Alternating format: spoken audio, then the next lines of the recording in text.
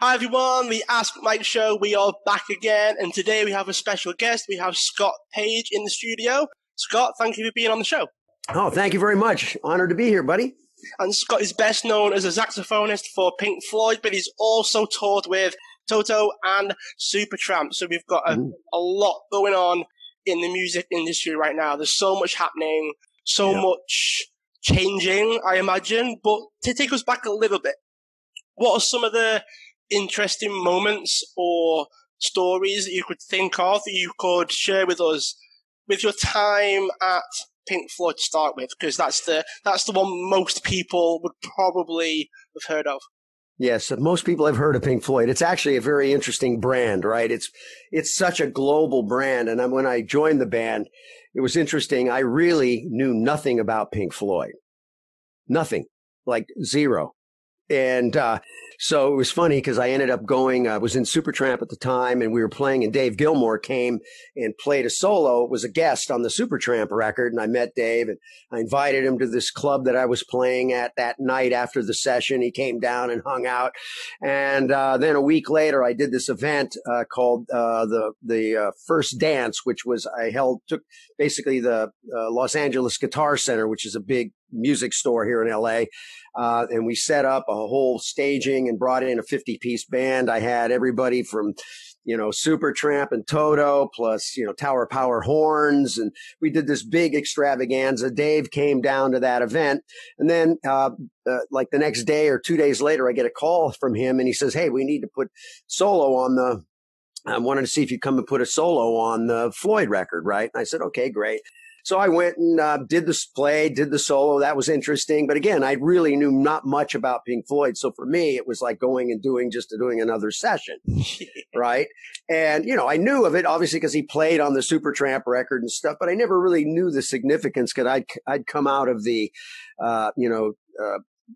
more of the R&B and funk world, playing saxophone was more of that as opposed to the kind of what I would call the psychedelic kind of rock kind of scene. And so I went and did the record, came back, and got the solo, put it on, all that stuff. And then a couple days later, Dave Gilmour calls me up on the phone. The English guy, pick up the phone. It's Dave. He says, "Hey, we're getting ready to go out again. We're going to go do a major tour. You want to come join the band? We're looking for somebody, blah, blah, blah." And I said, "Well, let me think about it, Dave." And so, because I had just finished working that project that I filmed and shot that I did at Guitar Center. I was in the middle of just putting that together. It was one of my own projects. And so I called some friends of mine up. I said, I got called. This guy, Dave Gilmour, called me up and said, "Hey, we're looking at a band called Pink Floyd." I went and just played on their record. And, I was doing sessions, so it was not unusual to get called to play on a record. So, they were all going, "You're crazy if you don't do this gig. Are you kidding me, Pink Floyd? Are you kidding?" And I said, "Wow." I said, "I really don't know much about the band," right? So I went to Tower Records that night, which was open 24 hours. I went there around 1 or 2 o'clock in the morning. I bought Pink Floyd albums. That was on vinyl.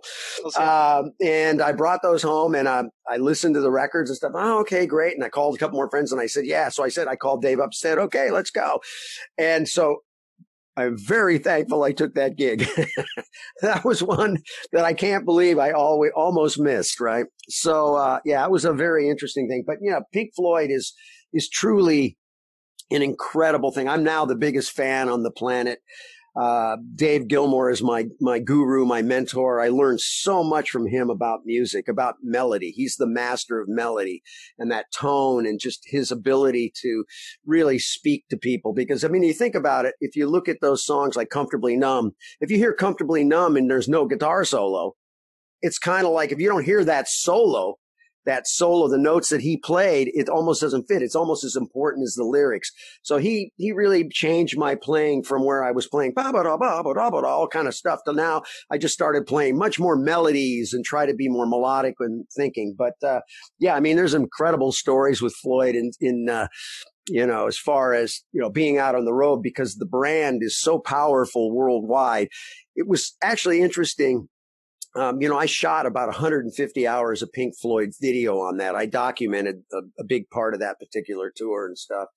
And what was fascinating were the fans. We would find fans that would actually take off or save up and took off from work for 6 months save their money. And I would wake up in, Stockholm, and there are these people be standing outside the hotel.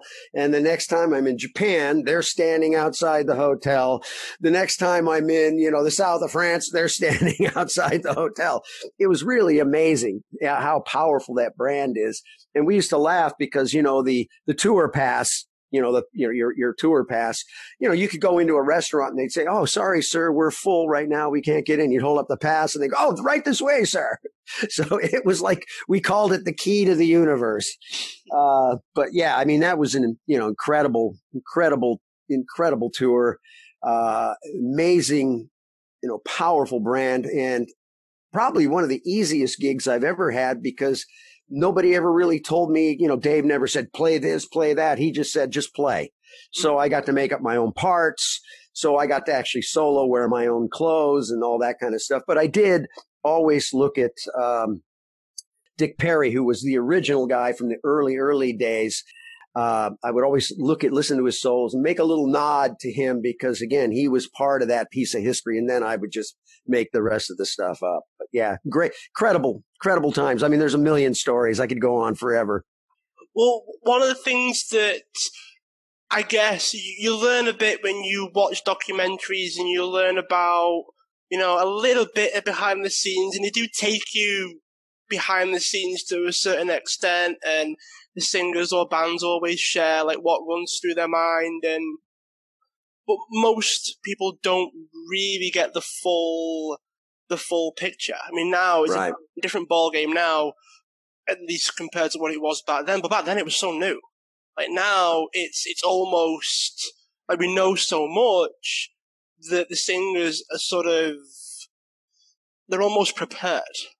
Not. I imagine you can't fully prepare for how the world's going to hit you, but back then, when things started to get really surreal for you, what was it like? Because you got people following you around, essentially, saving up, taking a year out, following Pink Floyd, and you step out potentially to see some familiar faces, but there'd be just thousands upon thousands of people, and you've not even started yet. You've not even done your thing on stage yet, and they're still like, wanting to interview and all those things. Is it ever normalized, or do you always step out and go, "Oh, this is crazy"? What's that feeling like? It's interesting. People always ask that. What is it like to stand up on the stage and have 100,000 people in a stadium, in a big stadium or something, looking at you, and kind of what it is. And what's fascinating about it, I mean, it's incredible. Obviously, you walk out there and you see this massive audience, but actually, and we're spread out usually pretty heavily on the stage to make it feel big. So we're kind of separated. And what's funny about it is when you look out, it just looks like a big piece of wallpaper, right? It's not very intimate. And especially on these kind of big tours, because they have the area in front that's barriered off from the audience. So the audience is actually pretty far away. And it's actually, for me, the most exciting parts of playing a lot of the Floyd shows were not necessarily the big shows, but what we would do is we had a band that the Floyd called ourselves the Fishermans, and we would play clubs after we would play the big shows. So the promoters would have it set up so that we would go after our show. We had them set up so we'd go to a club. Nobody knew we were coming, and we'd go in, and then they would let people know Pink Floyd's playing in this club, right? And the place is just slammed, right? Yeah. But we would never play Pink Floyd songs. We would only play R&B and rock and roll tunes, everything that we don't play all the time. But those were really fun because the audience was so close, and you're like, it's like a group of people, where when you're in the stadium side, it feels, it has a different kind of a feel. It's not as intimate. I've always loved playing clubs because I like to get in people's face and, play to them, and, a hot chick in the front row. It's always fun. And then, you've got some distance between you on those big gigs, where I would usually try to find somebody in the first front row and make eye contact with them and try to play to them so that I felt like I was actually playing to somebody. So it's really odd. You know, the big tours is fantastic. They are just from a personal, like really exciting. I like the more intimate settings that I've had and played gigs that were just more, they just have a different kind of feel because you're right there with everybody and, you know, really 5 feet away from you and you're playing, you know. That makes perfect sense because of all of the, well, potential pandemonium, if you will, that can come with being so popular everywhere that you go. I imagine that they have to protect you to a certain degree. The people that have these venues, that have you play there, there's a lot that goes into making sure that you're okay. You can't have fans diving on you. You're not even started yet. So yeah. I imagine that might take a little bit of the personalized side of it and the whole sort of almost intimacy that you can have with the band. It's a shame, really, because I imagine that's part of why you play. Oh yeah, but the fans are big part of it, right? It's, you know, let's face it, musicians, the whole idea is to get that feedback. We all live a bit off of our ego, right? I mean, it feels good. You practice those days and it's a wonderful feeling to feel people really liking what you do or caring. And, you know, and again, like when those clubs, when we'd go in, you know, we had security with the band all the time, right? There was always our own security. We had 2 guys that would, everywhere the band would go, they were our security guys and they would make sure. And then when we play those clubs, they didn't tell anybody. I mean, it wasn't like they broadcast it. They would just leak it out once we got there and the place would be like, people couldn't believe it. They're, what? Pink Floyd in this, my club. I'm here at this club. I had no idea. So those were always fun because you could definitely feel the energy from the people. But yeah, I mean, the fans are pretty incredible with Pink Floyd, which is so interesting because it spans, I would see parents bringing their kids, right? So that brand just spans all ages. And even to this day, I mean, in the States here, we go around, you go to like Target, these stores, they're still selling Pink Floyd shirts and stuff. So it's one of those brands, you know, it's fascinating. You know, there's like a handful of bands that are just the bands that we've all known, you know, the Beatles, the Rolling Stones, Led Zeppelin, you know, the Who, Pink Floyd, right? And those are basically kind of the pinnacle brands that are still there after all these years and will continue going on and on forever because the way those records were made and how they were captured and the emotion that comes across them just will transcend, you know, time and, you know, people for forever, right? I believe. A lot different than a lot of the records today. There are so many hit records that I think will just go away. They're interesting, but they lack that soul that we put on those records in those days because we weren't victims of overchoice. In other words, we didn't have all the tools to fix everything. You had to commit to what you played. You know, we couldn't fix it if we were out of tune. If we were out of tune, you were out of tune. And that was part of the record, right? And sometimes we had a little bit out of tune just made it sound like there were more of you. And it was kind of cool. And that was part of the personality. So especially when you listen to these, you know, all those great records, there was just because we were limited by what we could do, forced us to have to think totally different and really put on things that were capturing a moment, not where I can go into the studio now. I can go play a solo and they can go in and they fix it. They flip it. They can, if I was a little flat, they raise the pitch. They make everything perfect, you know? And so I think a lot of that is that perfection, which sounds great maybe at the time, but really doesn't transcend emotionally to the people the same way that those little mistakes and things that are captured during the way we had to record before, because we only had so many tracks and we had to commit, right? That's it. And you move on. You couldn't, you know, edit the same way and the things that you can do today.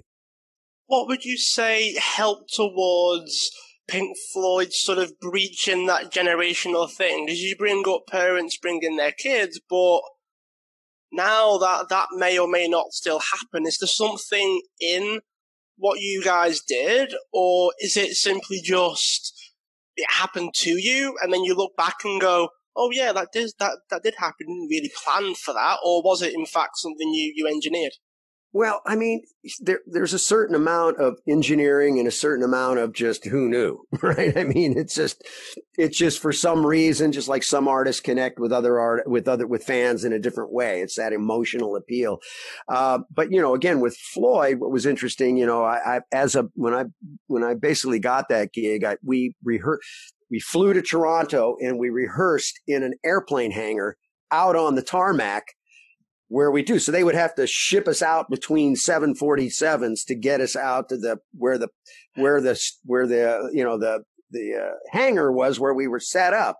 And I'll never forget going in there, waiting for 747s to go by and taxiing us out to this hangar, sitting in that hangar. And I'm seeing beds flying, pigs flying, this lighting system I've never seen before, massive stage, sound system. Like you can't even believe 747s going by the outdoor doors. The doors are open and we're seeing all this stuff going on. And that was amazing. And I talked to Dave, when I talked to Gilmore, I said, man, this is crazy. He says, yes. He says, if you make it grand, they will come. So one of the things that Pink Floyd always does is they've always pushed the limits of technology. They've always been on the forefront. I mean, we were doing surround sound in a stadium, quad sound systems, incredible lights, massive laser systems, things that fly, all that kind of stuff to really make the experience incredible. So a big part of what they brought to it was the experience. And I think that's a big part of the planned part. But back in the day, I'm sure it was more about just playing out and getting lucky, right? Just being the ones that talk to people. But it's fascinating because the style of music and what was happening wasn't necessarily real top 40. And, but it's still, it's still to this day. I mean, we went around the world twice with that tour and basically pretty much sold out everything and probably could have gone around again. People just love Pink Floyd. It's amazing. What were some of the biggest lessons that you learned from Dave? Is it something that you still use now? Because you mentioned music talking to people. That rings true for me because music for me has altered the meaning, I guess, over time. So people use music for a lot of different reasons, which we're going to get to later on. But some of the biggest lessons that you learned from Dave? I mean, I learned a lot from Pink. I mean, Pink Floyd taught me a lot because prior to this, my goal, I was working as a producer and really loved live events. I had produced multiple live events before that and really got into that aspect of it. And so I was like a sponge, not only listening from the music side, but looking at the operation sides of what it takes to move this around, be able to set it up, the types of teams, the positions, how they put things together logistics wise. And I mean, I learned a ton. I mean, there's no question. I hung out a lot with the production crew and the team. I used to travel a lot of times with the truck drivers and stuff back in the day. I would love to take those rides because it was always very interesting to see how they would do it. I mean, just the logistics of filling up the trucks. I mean, there was, every truck that's set up with all the gear, it is completely designed so that everything almost fits like a puzzle. And everything has to go back in the truck exactly the way it was designed. So they actually take every piece of gear, every case, everything. It's measured, they figure it out like a big puzzle so that they can fill the trucks up. So when they actually take it down or put it up, it goes back and goes in a specific order. So it's very, very well tuned and timed and figured out. And so it's like it's very organized. So I learned a lot there. On the music side, it was really, I go back to Dave, being the master of melody. He was just incredible about melody. He was like, really made me realize that it's not what you play, it's what you say. If you listen to Dave, he never plays a million notes. You never hear him doing a lot of that kind of stuff. It's always very singing. He plays like a singer. He plays very melodic and musical. So for me, it was really a lot about that. I got a ton out of that. And probably, which is really funny, and this actually goes away from Pink Floyd. One of the biggest mentors I ever had was Diana Ross. I played with Diana Ross, and she was incredible. I learned a ton from her. And that goes back to, everything I do, my whole life has been based on really trying to analyze patterns, understand patterns, because patterns can give you such insights. And I would look for patterns and things and everything that I'd see over and over, because a lot of times we would do things over and over again. And I'd like to see what works, what doesn't work, how you do things. And again, Diana Ross was incredible because she taught me about stage, about presence, about, how to I wouldn't say manipulate, but how to maneuver crowds, how to get everybody to stand on their feet every night. And she did a whole series of different kinds of what I would call tricks that she would use to get the audience on their feet. And one that I'll never forget was she would always, like, we'd play. She could first of all, get the audience up out of their seat and just insane every night, whether she could sing or not. And she would do things like find somebody in the front row and she'd connect with them. She'd look at them and she'd make sure she knew they were there, right?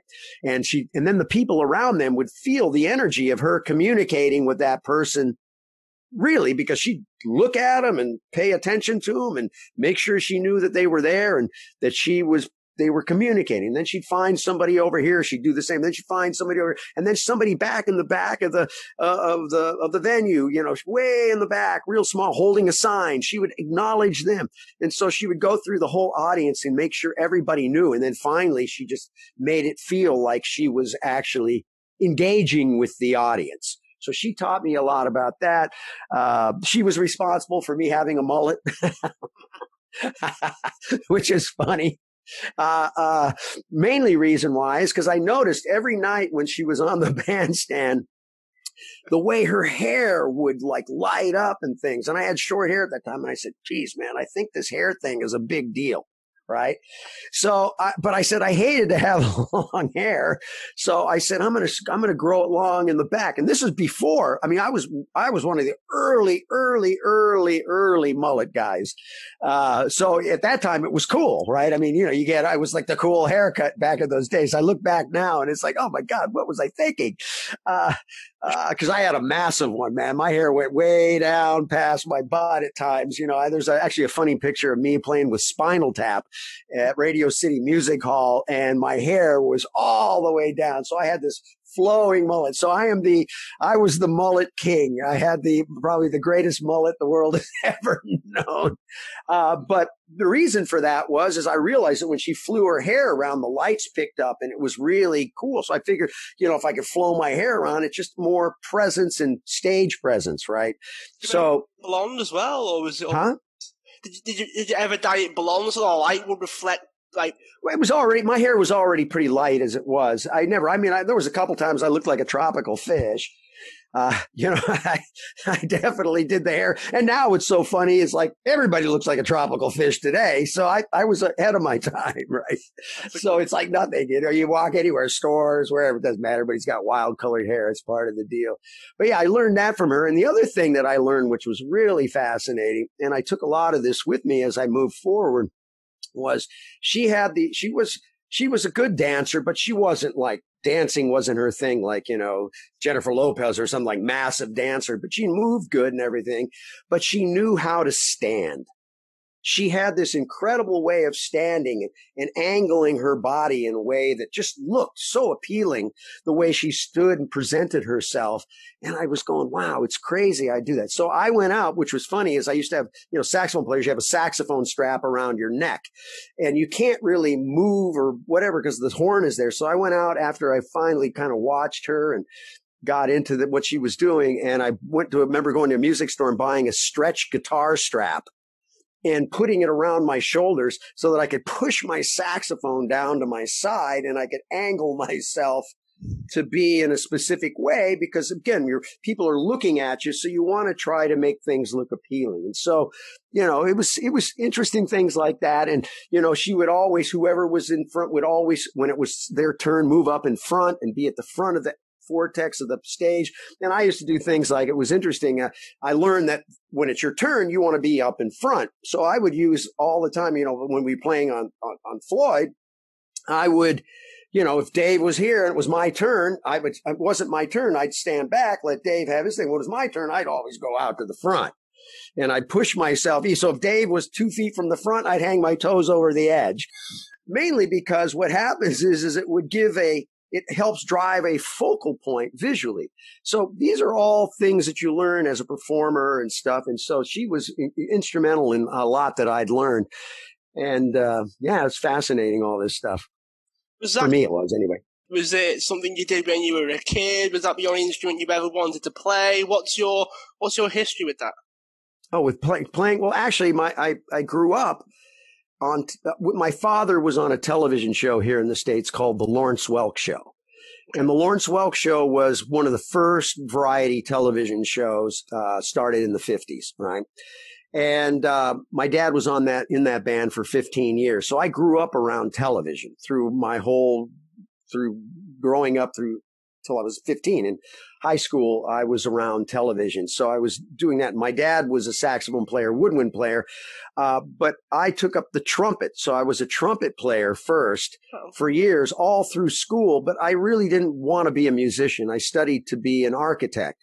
So I was a draftsman, and I was really more in that space. And then I got into a band when I was in high school, my last year in high school, called Merciful Soul Band, which was David Paich and Jeff Beccaro, who were the original members of Toto, right? So this is our kid band, much prior to Toto wasn't even thought about in those days. And so we had this kid band, and it was really good. I was the second trumpet player. It was like a Chicago Blood, Sweat, and Tears horn band, like back those times, because that was what was happening at the time. Yeah. And I was the worst guy in the band. I played second trumpet, and but it was so cool because at that time I had just gotten out of high school, and I was going to college, and I had gotten a job as a draftsman because I was pretty good. I studied design and architecture and all that. So I got a job in a company called Audiodyne, where I drew exploded views of parts. So, imagine you've seen engines in manuals, and all the parts are all exploded out, and then you can see where they go. So that was my sort of forte, was doing those isometric drawings and drawing parts like that.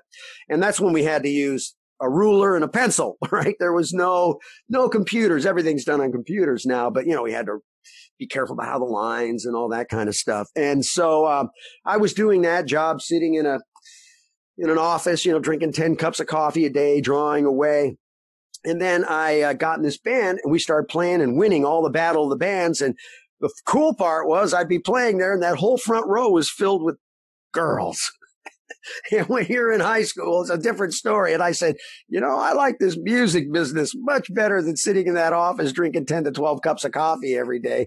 So I said, I'm going to become a musician now. I was horrible at the time. I wasn't good enough to really become a professional musician, but I decided I switched everything to just practicing and playing every day, studying like crazy. And because I couldn't work as a musician, because I didn't really have the chops, I used my drafting skills and became a music copyist. Because I was good with a pencil and I could do. And then in those days, a copyist, for those that might not know, is a composer would do a score that he'd write out by hand, and then he would hand me the score, and I'd go write the first trumpet part out, write the second trumpet part out, the saxophones, the violins, whatever that was. I'd write out all the parts, usually for recording sessions, when they do stuff. And I was working for a guy named H.B. Barnum, who was a big composer, arranger in town, doing a lot of records. And so I used those skills to keep me going in the business while I was studying. And then luckily I started getting good enough where I started getting gigs, and then the rest was kind of history. I just kind of moved up through the ladder through word of mouth and started playing. And, the first real kind of big band that I played with was Seals and Crofts. And that was in the 70s and the late 70s. And that was my sort of beginning in the career to really kind of go from that point on. I've been lucky to play with, I was in Mick Fleetwood's band. I was, played with, Chuck Berry and James Brown. And, I can go on and on, just tons of different people through the years. And then just got really touring, and then obviously got the job with Pink Floyd. And then that was a lot of fun. Yeah, yeah. So it seems like word of mouth is the way that you would really do it then, because taking us back to what we mentioned before, like almost right at the beginning, because you were already with one band, heard of this gig with Pink Floyd that you had no idea who they were at the time, and then it all sort of snowballed from there. Is it just about word of mouth and relationships, or is there a bit more to it? Because there might be people that are maybe trying to make it, but they're unsure of, is just being good enough at that point? Or is there a bit more that you need to be able to? Yeah, it's really about relationships and things. And I try to tell everybody, because I got, Supertramp for me came out of, I used to play this club gig in Los Angeles. I was in a band. We played every Sunday, Monday night at this little bar. And there used to be a guy that would sit down in the back of the bar, have a beer every week. He'd be there. Finally, I went up, started talking to him, and found out. He says, "Oh, yeah, I'm here. I'm doing this album. We're making an album. It's called Breakfast in America. And I'm in a band called Supertramp." And it was the drummer, right? Bob Siebenberg. And we became buddies there. Didn't know anything. And then years later, I got the call. So you just never know where it's going to come from. So in those days, it was all word of mouth. We had no social media. We had no cell phones. It was about going down to the club, whoever was there, exchanging numbers, trying to find out where there might be some jams to go play, try to meet people, and then just play. So back in the day, I always would take any gig I could take. I didn't care whether it paid or it didn't pay. The goal was just trying to be around the community and find those relationships to get going. Now it's a little bit different because we have obviously social media. Twitter is a 24-hour cocktail party, right? I can start contacting people and using these new tools and stuff to get tools and technologies to basically communicate with more people and make that happen. So it's a little bit different right now. It's a lot of discovering online, but it's still about the relationships, and that's really a key to this. And now the whole business is completely changed, and we've moved into a new world because of social media and these tools and technologies. We've now moved into a direct to consumer world. Everything is about going direct. And, now we have, our cell phones are our worldwide broadcast network. I can take the order. You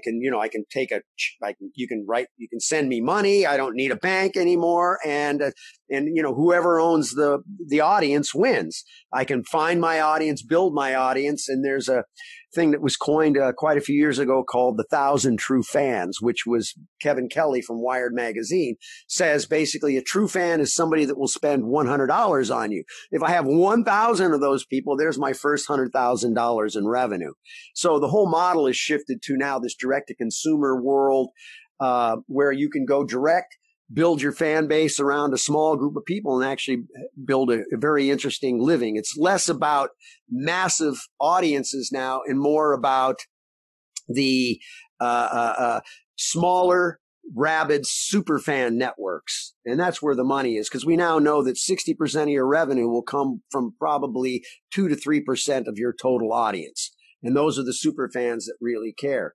So we have this whole new business model now where I can go find people, I can put my content up, I can build relationships, and I can sell. The hard part is you can't sell music anymore. Music's not for sale because there's nowhere to sell it. Nobody will buy it. Who's going to buy music anymore? It's done. It's all streaming services. And unfortunately, the streaming services are really tough for most artists to make any money because it's like $5,000 roughly for 1 million streams. Well, only 2 to 3% of all of Spotify catalog gets 1 million streams or more. So it's really the high end business. And, those networks are all still owned by the labels, and the playlist is the new radio station, but that's the new, how do I get on those playlists? The labels own all those, very difficult. So the real business is a direct to consumer business where I build a relationship with the fans. And then I service them by giving them the things that I can sell. What can I sell? I can sell the relationship. If people like me enough and follow me around, the lifestyle and the relationship, or an experience. And that's why for my company, Think Experience is really about how to develop experiences that people will pay for, because that's where the money is. So it's all different business model now, different world we live in, and different kind of businesses. I'm being an entrepreneur, a serial entrepreneur. I'm on my 4th company. This is probably the most exciting time I've ever seen in my life as an entrepreneur, because there are so many new problems that need to be solved and ways to go about it. So if you're a person that doesn't get bogged down in oh, what happened? Everything's changed. People are stealing my music. I can't sell anything. And then you're in trouble. But if you're like, wow, where are the opportunities now that there's so much confusion and I have the tools and they're cheap, I can go record now for virtually nothing compared to the day when there was no way I could record unless I was paying $250 an hour to go into a recording studio to use some 24 track, right? So everybody's in the music business now. Anybody can be in the game, which is fantastic. But the problem is everybody's in the game. That's the other problem. So how do I rise above the noise? So I've been, one of the things I've been doing now is I teach a thing that I developed called SPACE, which stands for Story, Plan, Army, Conversion, Education. And it's basically a business, kind of strategy, for entrepreneurs or artists to build their own business. And like I said, I think this is the most exciting time in history for the independent artists too, because they can actually really go out and build a business from their home, on their laptops, on their cell phones, and actually build. But the problem they've got to solve for themselves is, what am I going to sell and what do these people want? So if you can figure that out, that's the trick. That's why the process, story, plan, army, conversion, again, it's the business process for building your business. It's an interesting mindset that you bring up, looking for the opportunities, especially with technology changing the world pretty much, and the music industry not growing up with it, if you will. Like, it was a very, very mature market. This is how it's done, sort of thing. And then technology basically flipped the board and said, this is the new world order, right? And you've got to sort of adapt and go with it in that way. Does that change the role of music for you? Because you've been in music pretty much all of your life. We're going back many, many decades now. How has the role of music changed, and the experience of music as well? Yeah. How has that shifted over time? Oh, yeah. Well, first of all, back in the day, it was all about trying to get a record deal and get some money, get in the studio. And they basically, the record labels controlled all the data, right? They had all the contact with the with the fans and all of that. We didn't have email. We didn't, they had the mailing list and really managed it all. And it was a different kind of model. You get a deal, they'd fund it. They'd, do all the promotions, do all the stuff. And you just more or less played and showed up what you needed to do. And they did all the business side of it. Well, today the model is different. I believe that artists have to think like a business person, and they have to be an artist at the same time. I'm a big believer that the art of business is very similar to the art of music. You have to basically blend them together now, where they become one thing. And because here's the deal. Is it a business or a hobby? If it's a hobby, I can make stuff and put it out there and carry it. Businesses make money. So fans are now customers in my world. So because I want to build a business where I can go play my music, but I need to get enough revenue coming in to pay my bills, right? And it's interesting. Fans want to pay, but you got to create something of value. So the model has changed dramatically. Again, it's not about having to go out and reach millions like the old days and get distributions in record stores and places all over the world. You can manage your own distribution. You can build a direct-to-consumer business model. And so from an artist point of view, it's really thinking differently. It's really, they have to start thinking like a business. So it's very much being an entrepreneur than just being a music person. Because I have music people right now that are going, dude, I don't want to do this business thing. I just want to, sit home, smoke some fatties and write some songs. And I'm like, okay, that's good. That's fun. But the question is it going to be a business? Where are you going to sell that music? What are you going to do? Relying on the hits business is really tough. Now, there are every once in a while, there's one that will sneak through and a record label will say, you're so extraordinary, we're going to sign you. But if you look at it, you're not hearing about a lot of record deal signings anymore.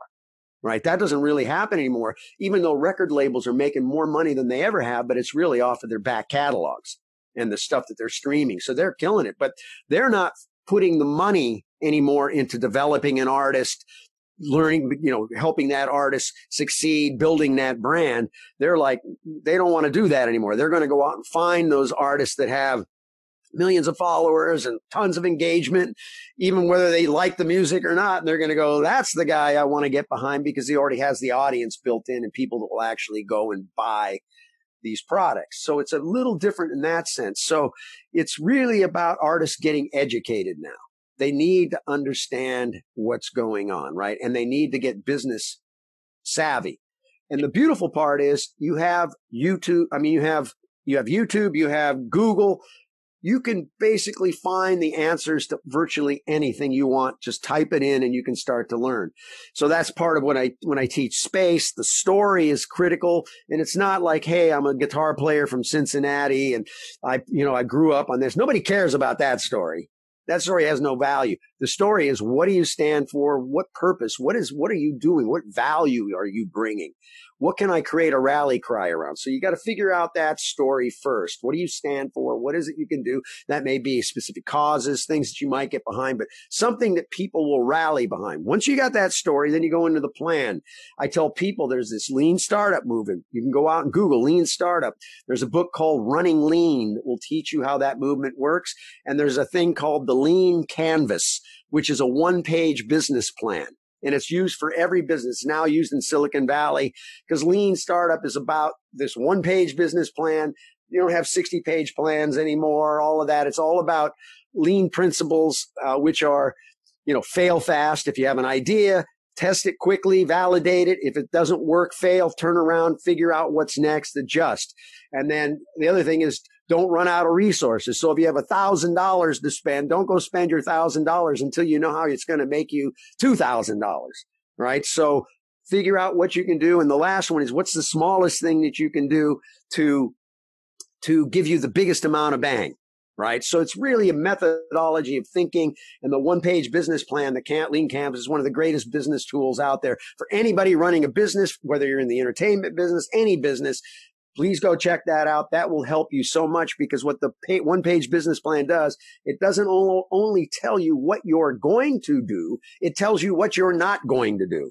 Because we can spend a whole lot of time on something that will have no value and nobody will care about. So it's testing, validating, figuring it out. And then once you know that you've got strong signals that it's going to be successful, then you start using your money and go after it. So that's the planning segment. Then the A is the army, right? That's your influencers. The world is now about finding your influencers first. Influence the influencers first, because they're the ones that are spread the word of mouth. So building your army and all of that stuff and understanding who those people are. Then C in the space is conversion. Because again, if you're not converting, you're not, it's a hobby. Because if I'm not making revenue off of my art, then it's a hobby. The idea is to build a business, which is totally different. So now there's conversion funnels. Conversion funnels are very simple to understand now. You can go on Google. How to use a conversion? What is a conversion funnel? And basically a conversion funnel is, when I meet you for the first time, you get followed up with some kind of an email, and then I give them something, and I'm moving them through a funnel of the engagement. I meet you once, then you get an email. Then maybe every week, for a week, you're going to get an email with an offer to finally move people through to do the buy for whatever the ask is. Sign up to my newsletter, buy my record, but whatever you're selling or whatever your process is. So understanding conversion funnels is very important, because then you understand how to set them up, and then how to convert your audience into paying you for it. And then the last one is E, which is education. All those things I talked about, if you don't get educated, you can't do it. You'll never be able to do it, because technology is moving so fast, things are happening. I believe because of this shutdown and everything, it's forced all these musicians into the hole to figure out what's next. And now you're seeing do more live streaming, coming online, doing more social media. It's basically forcing artists to move into a new paradigm. So, I think there's a lot of opportunities in this space right now. Yeah, for sure. It's interesting to see how you take the business ideas and concepts and methodologies and apply that to the music industry. It's something that I saw happening, but then there were still a lot of people that were resistant to it, people wanting to not hold on to the past as such, but they knew what was working, they knew what they were happy with, and then it's so easy to be okay with good rather than maybe have something that's great. And some people are perfectly happy to stay doing well rather than have that potential of doing really well, but you've always got that risk of it not working, rather than seeing what other people that do well, just copy them rather than going down this sort of new world way of doing things in the music industry. So it's good that you're on the forefront of that. What's the name of the company, the website, and how can people find Okay, so my company is called Think Experience, Think EXP. If you just Google Think EXP, you'll start seeing what we've been doing. We just finished, well, up before the whole COVID thing, we had done 40 shows in a immersive 360-degree immersive dome in downtown Los Angeles. Around 500 people per show. We sold out all 40 of them. We've been doing Think Experience. We did a Think Floyd experience, which is our first. We did Pink Floyd in the Dome with an incredible band, Stephen Perkins from Jane's Addiction, Kenny Olson from Kid Rock's band, Nord Fisher from Fishbone, and just a slew of incredible players. And we've been doing that. And now, like I said, we're focused on, it's an immersive entertainment company because I believe people will pay for those immersive experience. When we were doing those shows, we were averaging $80 a ticket because of the experience. So that's a pretty good deal where people are trying to sell tickets. If you create something that is experience-based, people will pay. Well, now you're saying, well, how are we going to do experience-based stuff when we can't even go to clubs or we can't do these things? It's a whole different ballgame. Yeah. So that's why we're focused on right now is really, how do I create an experience in the living room? How do I bring that experience into your home through a virtual experience, through a virtual kind of a experience, right? Through these technologies. So Think is really focused on building putting the live stacks of technologies together. And then also what I'll call the audience management or the audience engagement platforms that tie the entire spectrum together. And how do we deliver that experience into the home? So we're getting ready to launch a show coming up here called Livin'. It'll be at livin.live. We haven't put it up yet because we're just getting ready, but we shot our first pilot. We're getting ready to shoot our next set of experiments and pilots coming up. But it uses the three things that I see basically being a technologist and understanding where the market is. It uses the three things. One is the live performance, but it's going to be a limited amount of people gathering. It'll be based on new rules of how we do it. Then the live streaming, like we're doing right now, but it's really not just focused on the outward bound of live streaming and performance, but it's really focused on the fact of interactive television. Because now I can bring audience into my experience and I can interact with them. Right. And that's where it gets a little tricky, even though like Zoom and some of these things are okay. But for music experiences and stuff, it's not quite great because you can't quite get the audio experience, synchronization issues. So we have to start looking at different ways of technologies and putting things together that will allow for more of an interactive experience. But the third thing is what changes it, makes it even more interesting from my point of view is right now in a virtual experience, you and me talking on Zoom, I can't hand you something through the screen. But we have delivery services now. So I can use a delivery service in order to bring you something that will be involved when we come online to do our show. You have a box of things that will make that experience better that we can do together because now we have physical goods. So our model is virtual plus virtual equals physical. So we're bringing physical things together in a virtual space. And then creating that and building a business around that. And I'm very excited. The business models look great. The numbers look good. The tests have been going great. And we're getting ready to shoot another big one coming up here in October, end of October. And like I said, I'm very excited about the future. I can see some very interesting things where venues are going, how they're going to need to operate in a virtual world at the same time. So it's going to be mashing that physical and virtual space together. I think from now on, I don't think it's ever going to change. Even, if we get back to the day where everybody can still gather, I think it's going to be a place where you're going to bring people with you to events virtually.